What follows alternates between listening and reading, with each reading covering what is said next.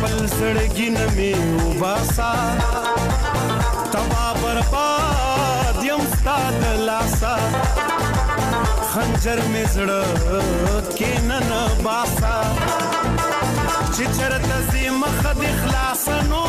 نه دی لمن نسم نه سوال درته کوما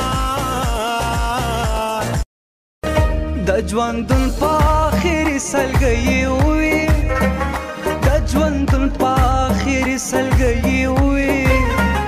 د ژوندون په آخري سلګۍ وي زما تا اوس تا ماته ضرورت زما تا اوس تا ماته ضرورت کافر حسن د کافر په قسمت